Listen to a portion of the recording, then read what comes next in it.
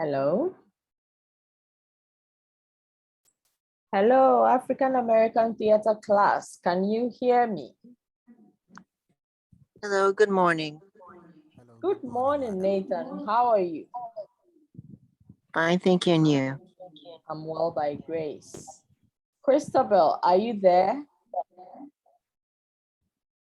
Who else can I see here? Christabel, are you here?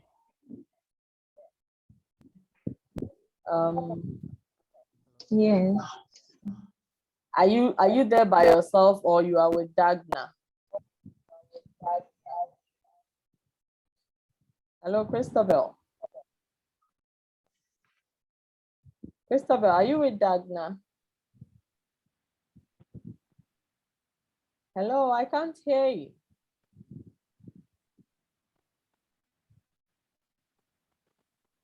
Hello. Okay, so Simon. Simon, can you hear me? Hello. Yes, please, I can hear you, ma'am. Okay. How are you? How about you, please? I'm well by grace. Christabel. Hello, Christabel. Yes, madam. Are you by yourself or you are with Dagna?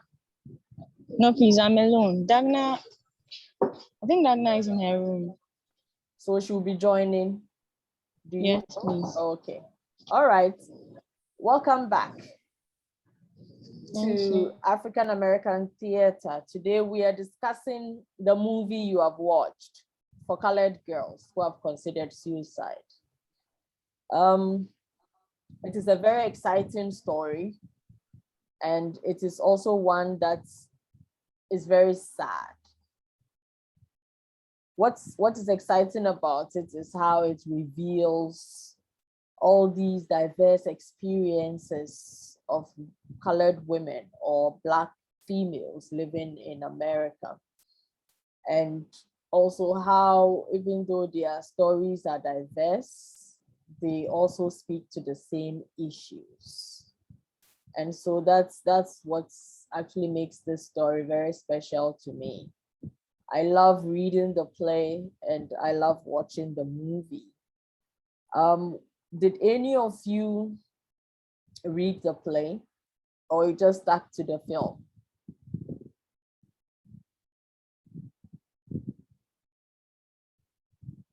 Oh, speak to me. Don't make me feel like I'm alone in this class. I only watched the film for now. Okay. Who else? Okay. Simon, did you read the play or you watched the film? I watched the film. Hello, Simon. Yes, ma'am. Madam, Yes, I can hear you now. I was saying I watched the film. The film. Okay. Yes, please. Well, this is what I love about the arrangement in this class. The fact that you have options to choose the medium in which you want to access a particular content. It is not always that we have the film to go with a particular play, but then whenever we do, it presents a more accessible format. I know, because you watch it and the whole experience comes alive at once, rather than reading the play, reading the stage instructions for these to be revealed to you. But it is also important to read the play because you get to come to these experiences through the written text. And it expands your language, it expands your vocabulary. So it's also very important to access it through the written text. But the main reason why I like or I include the films is to show you in visual terms how these people lived at the time and their experiences as you witnessed in 12 Years a Slave. And so when you come to the 1970s, which is when this play was written, it also gives you some experiences of African Americans living in America, which is quite different from what you witnessed in 12 Years a Slave. Apart from the time and the context being different, you also see that the experiences presented in this particular film or play is from the perspective of women. Whereas 12 Years a Slave, for instance, even though it shows, it shows some experiences from a female perspective, you see that it is not really about the women's experiences. It was really about slavery and its effects on both male and female Blacks living at the time in the 19th century. But this one brings you to contemporary times. And then there is this feeling of the experiences of these women being not confined to that particular time when it was written. It's more like it is current, even though the playwright does not clearly state when. I mean, she sets it. You see that the fact that these issues are, let's just say that issues that women face all over the world and across time, it makes the play evergreen. And that is why you find that it is performed over and over and over again on various stages across the world.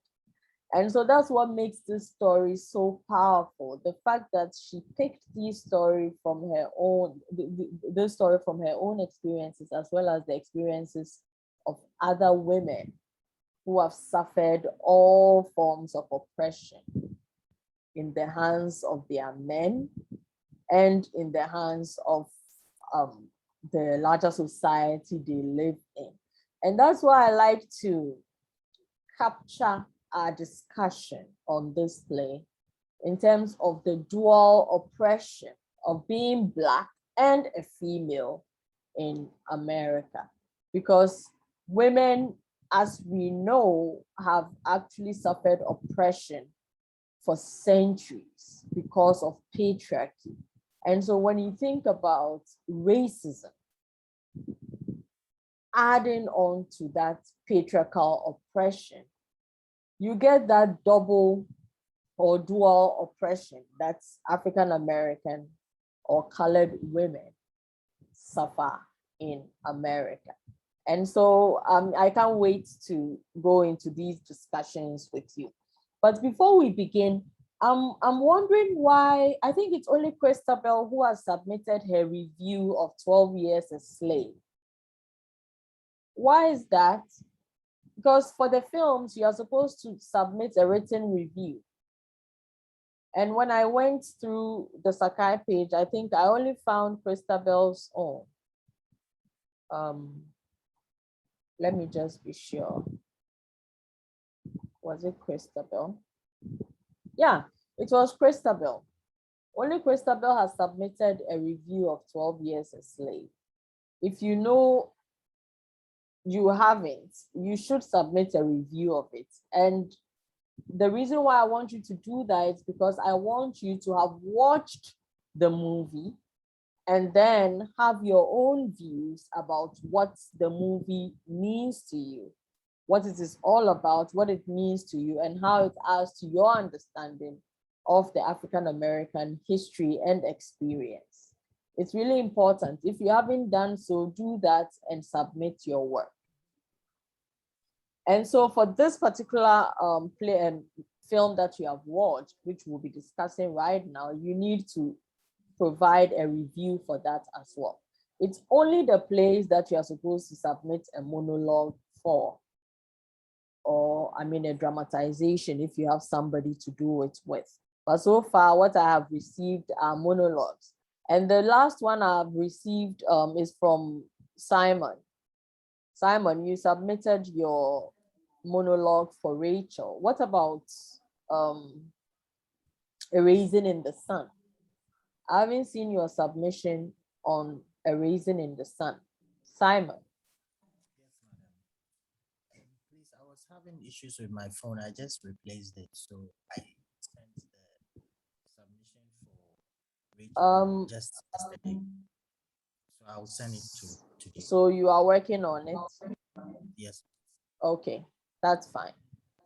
If you know you have any outstanding assignments to submit, you should submit it. I wanted us to have a session where, especially if your assignments or your monologues were submitted in sync with the class, it would have made it easier for me to just play the assignments back to you, your monologues, so that we have discussions on them. But as it is right now, the way they are coming in late, I can't be playing your submission on, say, Rachel, whilst we are discussing for colored girls. You see, it doesn't make it effective. That's why I wanted us to move together.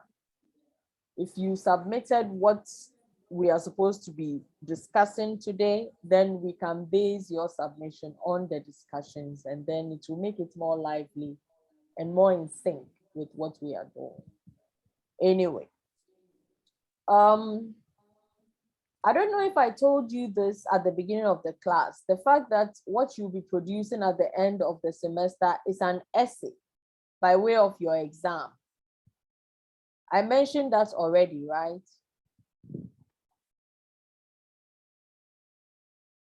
Oh, please respond so that I know that I'm not just speaking into the air. Unless some of you join and you don't even hear me. Do you hear me when I speak? Yes, ma'am. Okay, so I just want to know if you all understood that at the end of this course, you're supposed to supply or produce an essay. Yes, please. Okay. All right. So as we are developing in this course, what I want you to do is to select an aspect of the course content that interests you the most, which you would want to write an essay on. It could be a play, it could be a comparative analysis of a play and its movie. I mean, any aspect of what we have done so far and what we will be doing to complete the whole course, you can select and, propose what your essay is going to be about. And I expect each of you to write a topic that you would want to submit a topic that you would want to write on for approval and some guidance before you proceed with your essay. Is that clear? Yes, please. Yes, So madam. ideally, if you're able to do it before the end of the semester, it will really help move things forward so that you have your guidelines as to how to proceed, and then you can begin to gather material and put your essay together. Because I want to be able to properly assess your own understanding of what you have learned in this course, and maybe specifically what interested you in it and why you want to write about it. Okay, so just start thinking about it and putting something down. So maybe a week before the end of the semester, you can present your topics.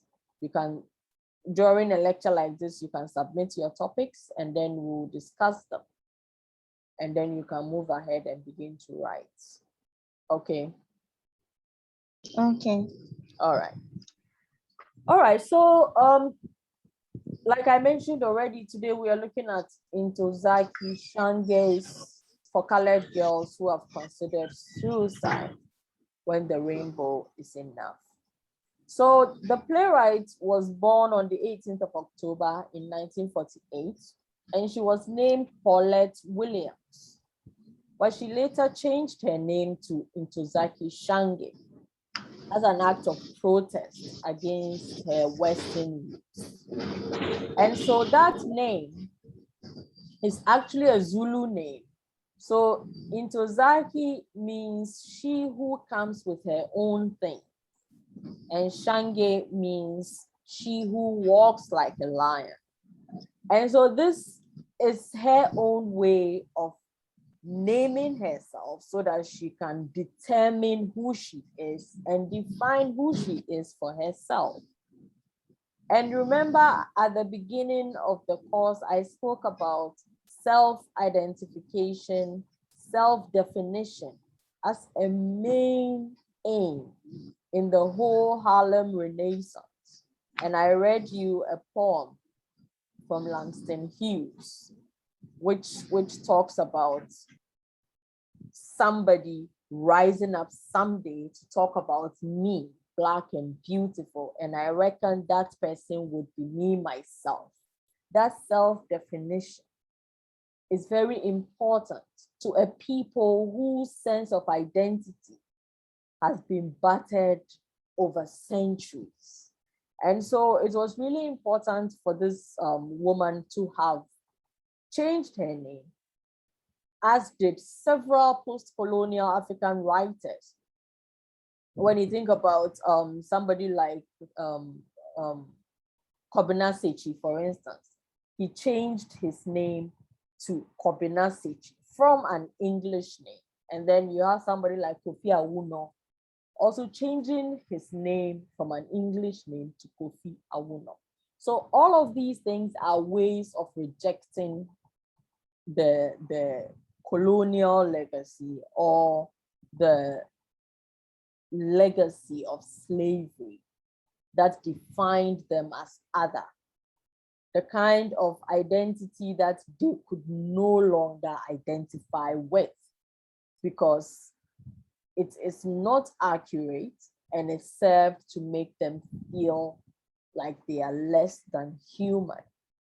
And so by changing her name, it was a first step for her to define who she is for herself. So this particular woman whose name is now, or I mean until 2018 when she died, was Ntozake Shange. She was an award-winning playwright, novelist, poet, and a Black feminist. And some of the novels she wrote were Sassafras, Cypress, and Indigo, Lillian, and Betsy Brown. But she was best known for her play For Colored Girls Who Have Considered Suicide. And this play won her the Obie Award. And it's a very powerful text because of how it focuses on women's oppression that come in all shapes and colors and sizes, and how all these women came together to tell their own stories and found strength in each other rather than, trying to find their own, rather than trying to find themselves in other people's definitions of who they are. And so it made this play very powerful. And it has become a key text in Black feminist writings and 21st and 20th century drama because of how it resonated across the world. It's been performed all over the world. And the issues it treats are evergreen because women continue to be oppressed in various cultures across the world. And so wherever it is performed, women identify with it because the oppression of women move from the domestic into the world of work, into all over. And so that actually is what has continued to make this text a key text in Black feminist writings.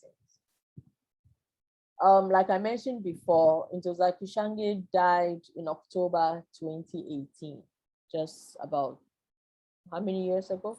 3 or 4 years ago, less than 4 years ago. And so this play was, well, it wasn't written as a play initially. She, like I mentioned, that she's a poet. She wrote them as a series of poems, which she performed in California and to the accompaniment of music and choreography. And so when she moved to New York, she continued to work on the piece, and it finally opened in Broadway in 1976. And so she started working on it in 1974, and she published it as it is, as a choreo poem together under the title of For Colored Girls in 1975. And then finally it made it to Broadway in 1976. And you remember last week or 2 weeks ago when we started discussing A Raisin in the Sun, I spoke about the fact that A Raisin in the Sun was the very first play that was written by a Black female playwright that was staged on Broadway. And so this particular play, For Colored Girls, became the second play by a Black woman to be staged on Broadway. And so it's also a very important text in Black theater history in the US. And so, okay, like I mentioned before, she actually published it as a collection of these separate poems together under the title For Colored Girls Who Have Considered Suicide in 1975. And just like she was performing it in California with choreography and music, she intended for the play to be performed like that. And so she called it a choreo poem because it has drama, it has music, it has dance, and it is poetry. And so in all, if you go through the whole play, you find 20 poems written to be performed by 7 actresses, even though in the movie there were about 10 actresses who performed the various poems at various points. And so when you go through the text, all the women are represented by colors, or the characters, they're represented by colors. And this is also very important because it's more like, even though they are named by colors, they are also general. It could be any woman. You see, it could be any woman. So she refused to put names on them and just gave them colors to represent the diversity of these women. At the same time, also to show that they are all part of, something like a rainbow. A rainbow is something we know as one thing, but then it has various colors to it, the diversity of these women. Yet they all suffer various forms of oppression. And so through their monologues and dialogues, they discuss rape, abortion, domestic violence, poverty, and various forms of oppression as they have experienced across their lives. But at the end of the day, one powerful statement she makes with this play is that you cannot find validation in other men or in how others see you. You can only find validation in you accepting who you are. And then also the women coming together to validate each other and support each other is very powerful, because this is definitely a way to deal with the kind of oppression they have been suffering for centuries. And so the playwright talks about how the poems introduce the girls to other kinds of people of color, that is, other worlds, to adventure, kindness, and cruelty, cruelty that we usually think we face alone, but we don't. We discover that by sharing with each other, we find strength to go on. And that is the main point of bringing these women together and showing this kind of solidarity in, yes, we are all facing oppression of various forms, but we can find support from each other. We can build this support base so that we can use it to overcome or deal with. Rather than committing suicide, let's use each other's support to strengthen each other so that we can deal with it and overcome. And so you find that in the end, they all come together in the laying on of hands to try to show solidarity for each other. And that is a very powerful statement she makes in this play. And so, like I mentioned, you have the characters here, Lady in Brown, and she is the one who narrates the story of Ntozake, and then also she did Dark Phrases, where these women talk about their experiences as a collective, childhood experiences, and then Ntozake, and then there's Lady in Red, who talks about no assistance. These are just titles of the various poems that they have narrated along the way. No Assistance 1, Night with Bo Willie Brown, and then Lady in Blue, Now I Love Somebody More Than, Abortion Cycle number 1, I Used to Live in the World, No More Love Poems. Lady in Green talks about Sachita, Somebody Walked Off with All of My Stuff. And then Lady in Yellow talks about Graduation Night, No More Love Poems, and then Positive. Lady in Orange, No More Love Poems, number 1. Lady in Purple, Sachita, Pyramid, No More Love Poems, number 2. Now, what is, one thing you know is that there's a difference between how people receive a particular story based on the medium through which it is presented. And so even though when you read the play, you find that they are just a series of poems that are presented, which, you know, narrate an aspect of a woman's experience at various points in their lives. But when it is put in a movie, but when you read the play and you read A Night with Bo Willie Brown, for instance, it is very sad, but that experience becomes even more powerful when you watch it. And I remember a few years ago, I facilitated this discussion, I think on International Women's Day at GIMPA.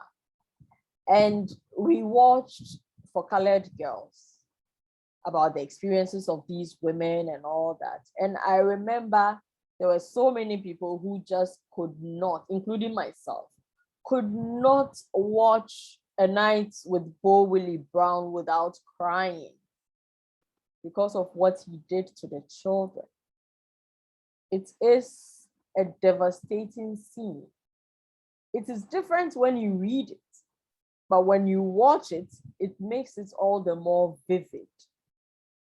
And I mean, I understand why most powerful texts are actually presented in the form of movies or films, because it brings the whole experience to life.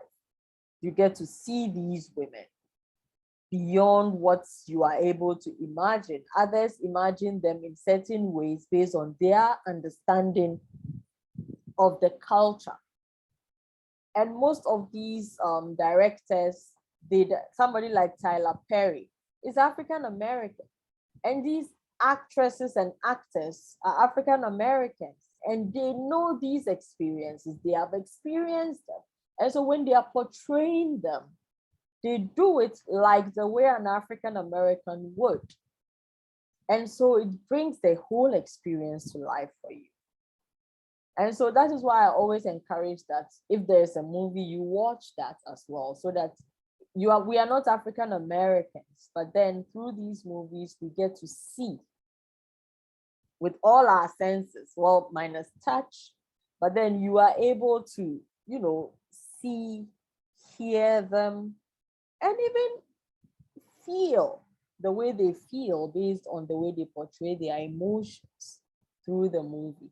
And so this movie adaptation is very important because of how it brings the whole experience to life for you as somebody who does not understand much about African American experience. And so I wasn't surprised when this movie came out in 2010 to, bring the whole story to life and also relate it to contemporary life. And so what we are discussing today is actually the movie itself. And I would like to hear your thoughts about the movie. I mean, which aspects you liked, which aspects were shocking, which aspects made you emotional, which aspects alienated you because you did not understand it, and all that. Just so that, I mean, I can also hear what you got from watching the movie. Okay. And there is one other aspect I would like us to discuss after I have heard from you. All right, so any of you can go first. What are your thoughts on the film?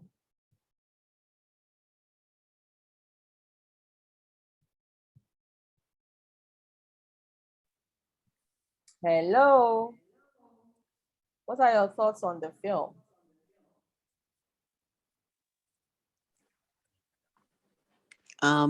My thoughts on the film what was, well, it was kind of a little hard for me to follow at first because like it was 7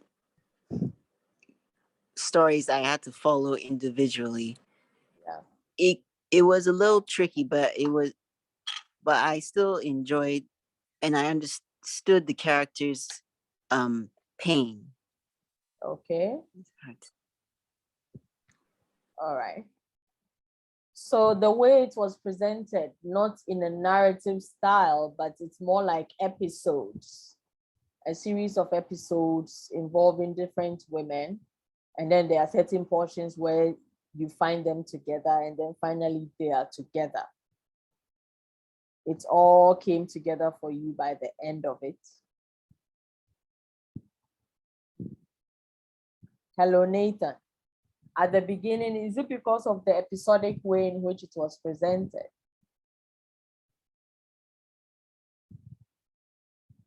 Hello.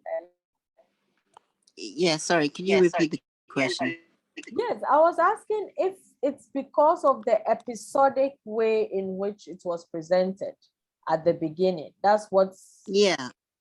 okay. All right. Any more?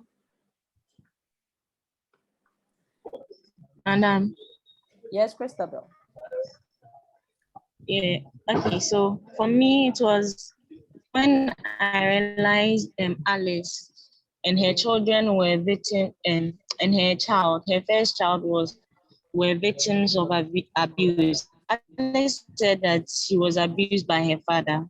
Mm-hmm. Yes, and realized that the same man also sexually abused her first child, her daughter. And so Yes. that was very Okay. So the story of abuse and then the consequences also, because what did she turn out to be? yes. All She right. was now following men. Mhm.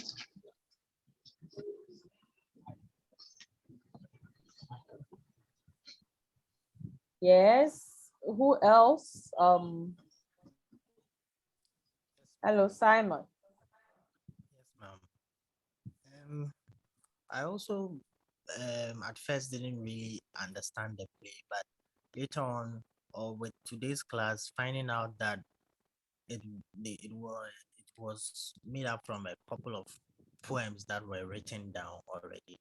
Now I understand how that part was showing in the Mm. also um I could relate to every almost every episode of the each individual's life.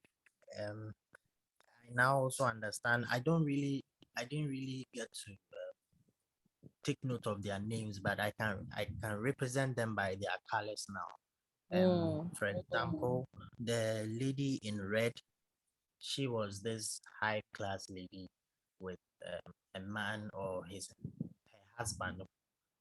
They were having issues who later on turned out to be gay, which really surprised me. There was the part also that there was this bartender female who had this crazy sexual lifestyle, and for her especially, there was a part where the strong lady figure who was like the level-headed person who was looking out for even the one who was abused advised that lady that probably there has to be a source or the root of her attitude and she should find it. To a large extent also I relate with that bartender or her lifestyle. It's personally gave me some sort of message. Um, Okay. All right. So yes, Simon, you got a personal message from one of the ladies' stories. yes, And did it help you to understand the situation of African American women yes, in terms of their oppression? yes, especially the word oppression underlined because um oppression isn't a good thing, and I've seen it happen in so many places, and it's also so unfair. Even I'm really happens to finding it difficult to hear you. hello, hello, Uh-huh, I can hear you now. okay. Yes, with what you asked, I said yes. It helped me understand um how oppression or the effect of oppression on African Americans, especially Mm, females. Yes, please. okay. All right. So when, like I said before, the movie is an adaptation. And so if you should read the play, you will find these poems as they have been structured. And each of these poems talks about the experiences of African American women at some point in their lives until the very end, where they all come together and say, I've had it. I cannot rely on other men. I cannot rely on men to define who I am or to oppress me. We can only find support in each other. And so the very first poem in for colored girls is Dark Phrases, where they all come together and they sing a nursery rhyme together, looking at the whole process of moving from childhood into more like teenage years, because from Dark Phrases it moves into Graduation Night, where Lady in Yellow loses her virginity, and she had a very good experience about it. It was a positive experience. And then it moves on to the poem titled Now I Love Somebody More Than. And the lady in blue talks about her love for music and then her cultural identity and how she feels very powerful combining her dual heritage of being somebody who has a Latin American roots and also has Black roots, so combining salsa and blues. And then it moves on to No Assistance, which is the title of the next poem. And this No Assistance was narrated by Lady in Red, who talks about how she loves a certain man or loved him to the point that she even forgot who she herself is. And then it moves on to the next poem, which is I'm a Poet Who. And in this one, it was narrated by Lady in Orange. And she also talks about her love for dance and how it helps her to deal with her oppression. And then there is the latent rapist. This one talks about how, and this is very important, especially for women, because mostly it's like when you think of a rapist, it's like somebody you don't know, a stranger who can just rape you. But this has to do with people you think you know. Look at the way she just invites this man into her home and then he rapes her. And then she's even afraid to go to the police station because it is also full of men who would begin to ask her, what were you wearing when you were raped? Are you sure you didn't provoke him? And then also the fact that it's really hard to press charges against somebody who is more like a friend.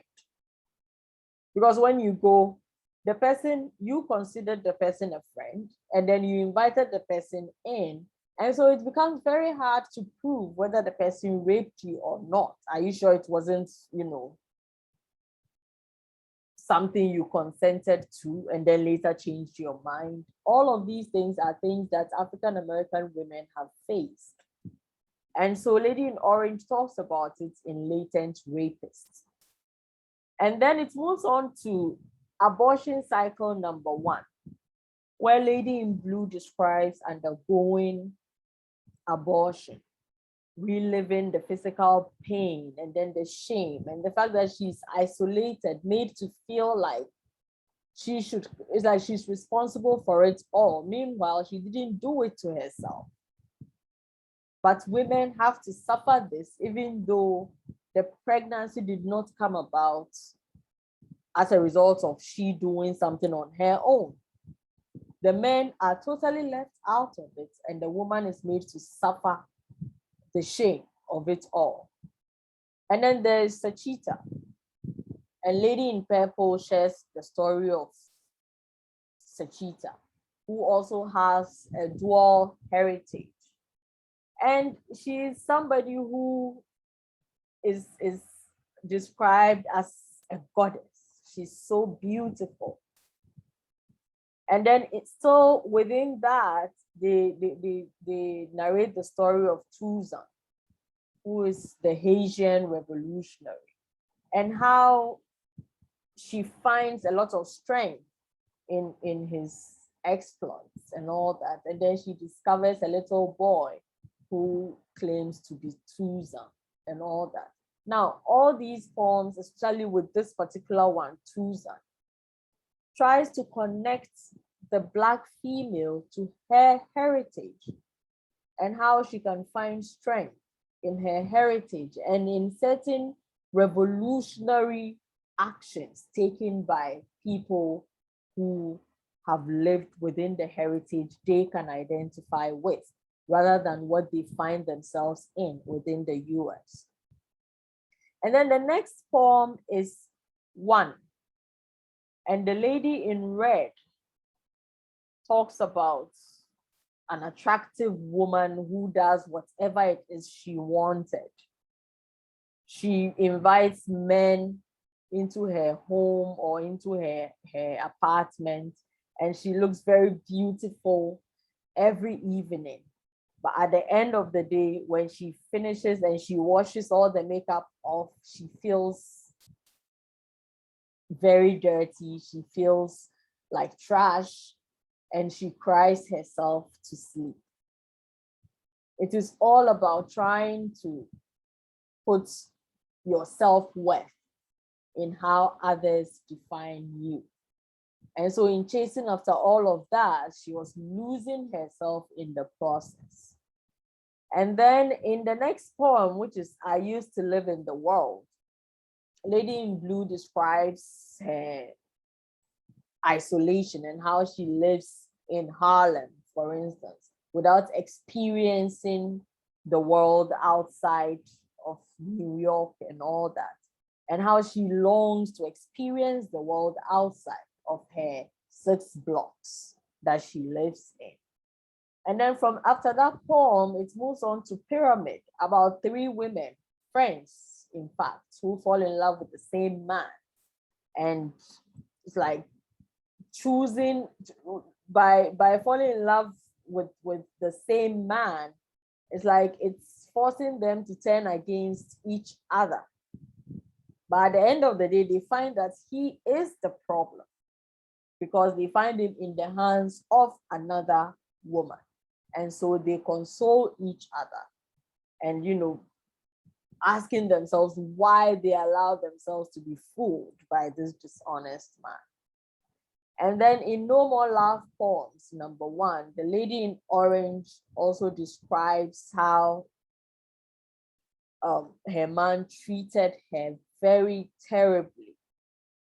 And then also her own sense of self-worth being bruised, and the fact that she's not able to really find worth in herself, that she's constantly looking to a man to define who she is, and in the process she's constantly getting hurt. And then it moves on to No More Love Poems number 2, where the lady in purple describes her love for a man who, does not feel the same about her, and it's like she's constantly in need of his love and then being rejected at the same time. So when you look at all these poems I'm talking about, it's like there's that longing to feel safe, to feel wanted, to feel loved. But all this while, it is by others. And so you find the same theme also in No More Love Poems number 3, where the lady in blue talks about how she feels on the inside because of her emotions. And maybe she might feel better if she were to cover up her emotions. And then there's No More Love Poems number 4, where still Lady in Yellow talks about her identity and learning to accept who she is as a Black woman and a human being. And then I really love this particular poem, which is by Lady in Green, which talks about somebody almost walked off with all of my stuff, where she loved this man. He constantly hurts her. He goes away and then he comes back and she accepts him over and over and over again. At the end of the day, he kept doing the same thing to her because he has come to take her for granted, until she decided that no more. She's enough for herself. And then in Sorry, they talk about how they are tired of hearing all the sorry, because you go out there, you treat me badly, and then you come back and you apologize for it, and then they accept them, and then they do the same thing over and over again, just like Lady in Green relates in her story. And so that time has come where we have to say no to all the sorry and all the excuses and the apologies they give. And they recognize the fact that they are the ones who are encouraging the men to keep apologizing to him, to keep hurting them and apologizing to them, because they are the ones who accept the men and what they do to them. If you refuse to accept it, then it's not going to be your reality anymore. So they have to stop accepting the apologies so that they can be treated better. And then in Positive, the Lady in Yellow gets back with her ex, and they are happy together until she begins to see signs that he might be gay. And then she gets tested and she finds out that she's HIV positive. She confronts him and then he beats her and leaves her. he leaves her with that baggage.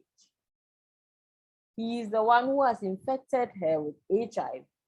And then when she confronts him, he beats her and then he leaves her. And then there is A Night with Bo Willie Brown, which, tells the story of a war veteran who has post-traumatic stress disorder, which has not been treated. And he's forcing Crystal to marry him because he wants to get more benefits. It's not because he's really into her. He wants a way to continue with his drugs and deal with his PTSD. And then he decides that he's going to use their 2 children to force her to marry him. When she refuses, he drops them out of the 5th story window. It is one of the most disheartening of the scenes in this movie and in the play. And then when you look at all these things these women have suffered, from domestic violence to rape to shame, to all of these things, they finally realized that what they needed was not validation from any man, was not validation from anyone but themselves. And the fact that they have to look inward and find God in themselves and find God in each other. Because when you find God, God is someone you look to. God is where you find strength. And so they decided to lay hands on each other and find strength in each other.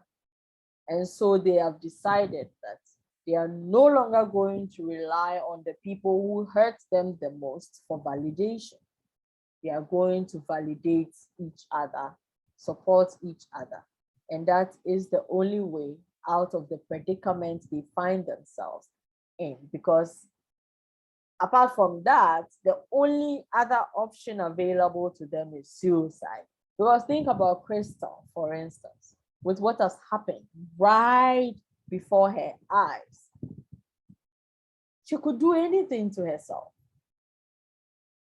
And so by finding support in each other, and then also when you look at Lady in Yellow, who has just discovered that her boyfriend is gay and he has been cheating on her, and then he has given her HIV and has beaten her on top of it. How should she deal with something like this? She can only deal with it with the support of other women who have gone through similar experiences and who would understand her. No one else would understand her but women like her. And so it all makes sense that at the end of the day, they all come together to show their solidarity, to show that they are there for each other. Now, there are so many people who have accused the playwright of portraying Black men in a negative light in this play. What do you think about that? Is this play about Black men, or it is about patriarchy in general?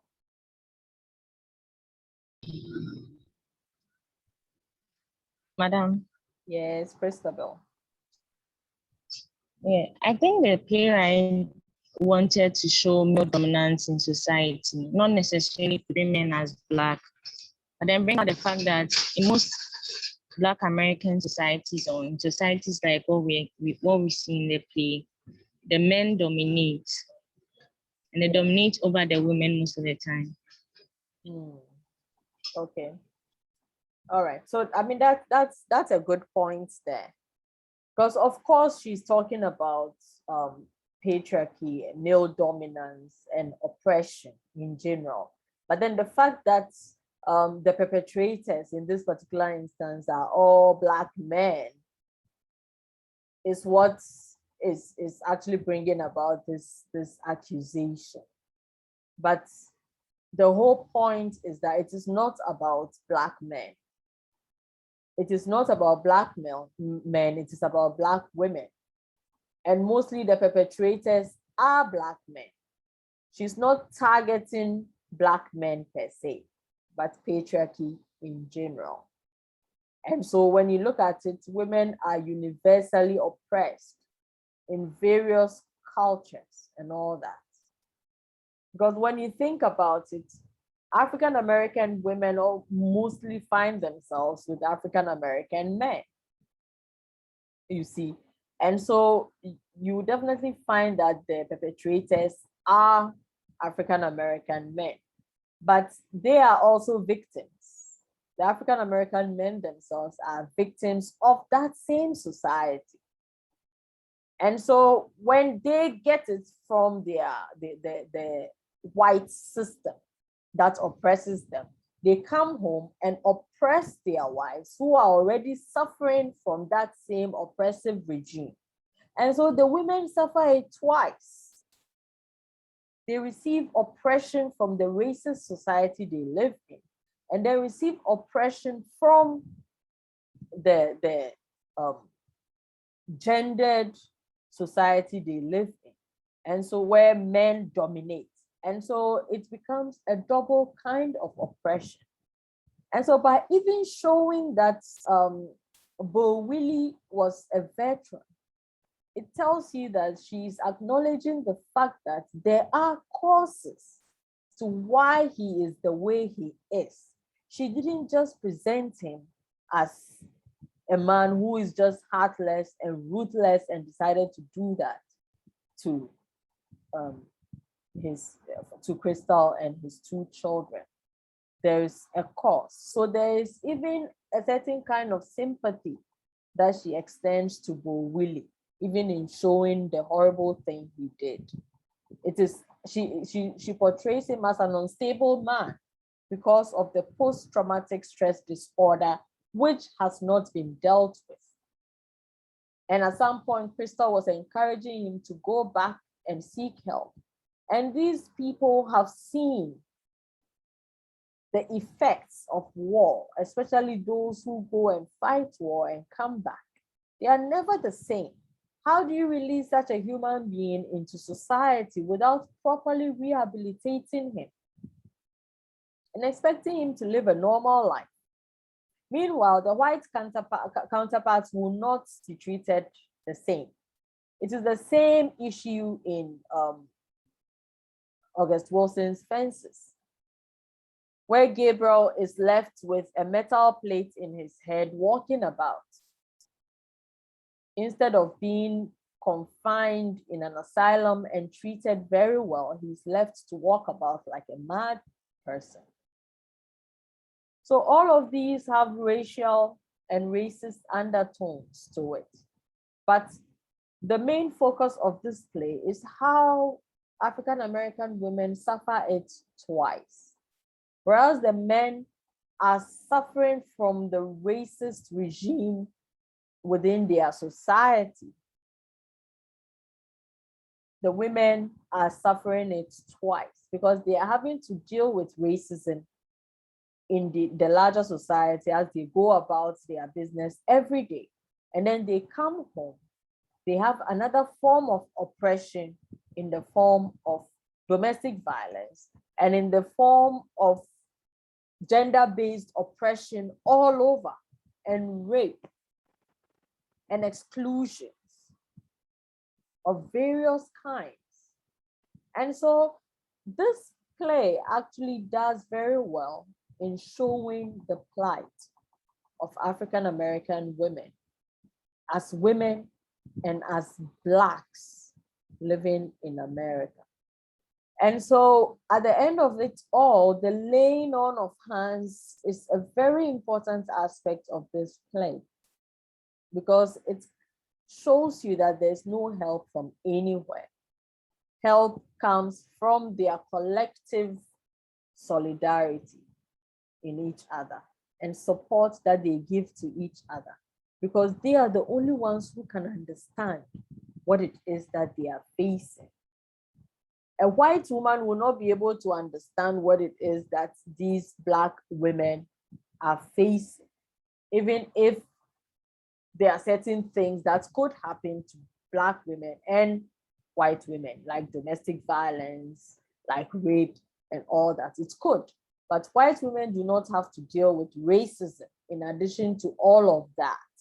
And so the oppression of Black women is a double one, especially Black women in the US. Black women in Ghana here will just have to deal with women's issues. Black women in the US will have to deal with women's issues in addition to racism and discrimination, making their oppression double. Do you have anything to add to this at this point? Or do you have any questions to ask or any contributions to make pertaining to this particular movie or play? No. Oh, you are making this interesting movie boring to talk about. As you are watching, you should always take note of things to talk about so that it makes the class interesting and exciting, rather than you coming to sit here and listen to me talk from beginning to end, and then we say we have closed. It is not exciting, Okay, and so you should stop that attitude. okay, please, I want to add something. Okay, Yeah. let's So, hear it.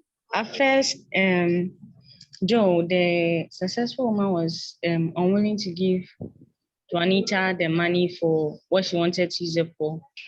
But later, after understanding what the Black women are facing, after understanding what Krista has gone through, being abused and everything, she then came back to support her agenda. Okay, yeah. So if you don't know, so at this point, because maybe she just didn't understand, but now that she understood, she was willing to do something about it, right? And so it goes back Yes. to what I said before about the fact that they understand each other.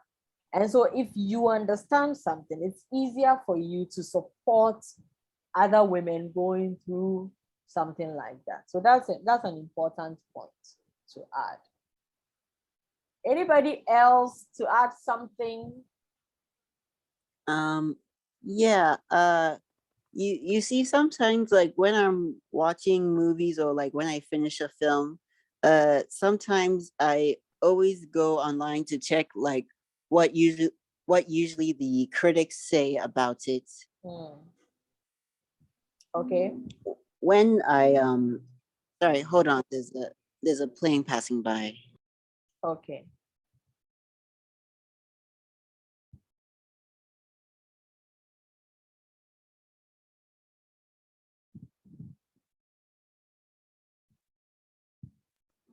Okay, yes.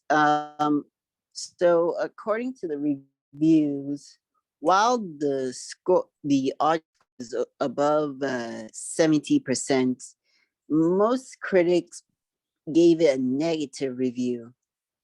They said that the cast was fine, but they said that the plot was poor paced, or yeah, it was primarily the plot pacing that they didn't like. Okay. All right. So as for that, you can't have a movie that will have 100% rating. There will always be critics. For us, what we are concerned about is actually the story. The story and how it advances our understanding of the African American experience. This time from female African Americans. And so that's why I was encouraging you to, in your spare time, you can read the play. It's on the Sakai page. You can read the play or just sample a few poems in the play and just read it. Because even though the stories it's not presented in a narrative format, each of the stories says something about the experiences of African American women. And so for the movie reviewers, of course, especially if it's an adaptation, people are constantly comparing the original text to how it has been adapted. And so they will always be dissatisfied. You will find various critics of movies that are adaptations of a novel, for instance, saying mostly the same thing, that they didn't like the way this has been done. They didn't like the way that had been done. I mean, I have done that before because I have read all 7 Harry Potter books. And so I mean, when I read it and then I watch the movie and I'm like, no, it's watered down. They've taken away the rich descriptions that I have read. Sometimes my imagination runs wilder than what I see. And so it makes me feel dissatisfied. And so these ones, they are just critical reviews and all that. But our focus here really is the story and how it helps us to, further understand the experiences of African Americans. And only this time we are looking at it from female Blacks living in the US. Okay, Nathan. Yes, ma'am. Okay. Christabel, was your hand up again? Yes.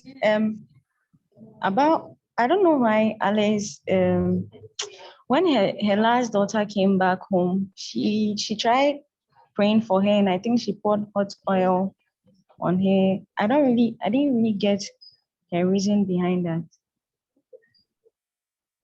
Why she poured what? When she came back, I think she asked her to kneel down so that she prays for her and asks for forgiveness. Yes. But in the process, she was pouring oil. I think the oil burnt her. So she ended up running away from home. So is it like anointing oil? I don't Yes, I know. think I it don't was know hot. if that is her way. If that is her way, Oh, her weird way of anointing her daughter. She herself, she has suffered what her daughter has suffered. So like she's very much confused in what she's doing. okay. Exactly. Okay. Thank you. Okay. Dagna never showed up in class. Okay. So Christabel, you should tell her that I noticed that she's not in the class and she didn't join. Yes, madam. All right. So I would like to end here. I'd like to end here. And I think this is an important addition to our understanding of African American theater, especially when you look at the fact that this is a choreo poem. It's not like the straightforward narrative that we read from Rachel and A Raisin in the Sun. These are just a series of poems that are narrated by various characters at various points in the play. And then they collectively give you an idea of what the play is all about. It's about the oppression of African American women and how at the end of the day, they found support in each other. They found their collective identity in each other and stopped trying to find validation in the eyes of men and constantly getting burned in the process. And so this is also another layer of meaning we get in terms of the experiences of African Americans and how living on a daily basis is actually a constant struggle, especially for women, because they are having to deal with a double oppression, not just patriarchy, but also racism. And in all of these, we find that because of racism, African American males are actually pouring their frustrations on the women, forcing them to deal with oppression twice or in a double way. So I would like to end here, and then next week, what are we doing next week? What is next on our agenda next week? Do you often check what we have the following week when you come to class? Yes. So what are we doing next week?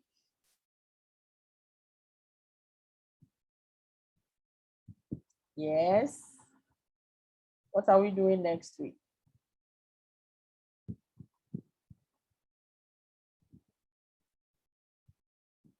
By this time, you should have even read what we are supposed to be doing next week.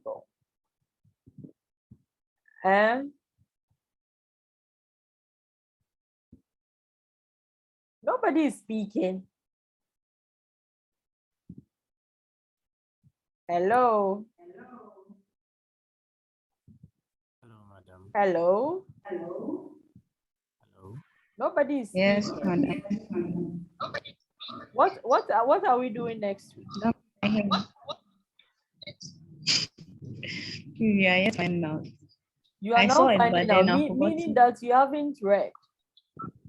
Oh, I saw it. I saw it on the course outline. I've not read it, but I'll read it before the next class. And you know, it's just an essay. The ground on which I stand is an essay. And so if you finish reading the essay and you put together your reflection, you have to quickly move on to read the final play we are doing this semester, which is August Wilson's Fences. You have to read that play. And so you have to read quickly. The things you are supposed to do, you have to do them quickly. And this one, it was just a movie. So you could have used the period right after watching the movie and making your notes. You could have begun to read the ground on which I stand, and then also when you finish, you can now look at August Wilson's Fences. This is how you move quickly on your readings. And you don't have to do it all at once. You just give it about 30 minutes a day, and before you realize you are done. So don't wait till the week before you begin to think about what we are supposed to do. Okay? Okay. All right. So I'll see you next week, Lord willing, where we'll be discussing August Wilson's speech, 1996 speech at the Theater Communications Group Conference, which he titled The Ground on Which I Stand. It's very illuminating on the state of theater at the time, which African American theater, it hasn't changed much in terms of all the limitations imposed upon them within the United States and their roots and everything. So you go and read The Ground on Which I Stand. I think it's on your Sakai page. It's also online. It's out there for free. You can just Google it and read it and make your notes. And you're supposed to write a 2-page reflection on the speech and submit it through Sakai. All right. So if you don't have any questions, I'll see you next week, Lord willing. Okay? Okay, madam. All right.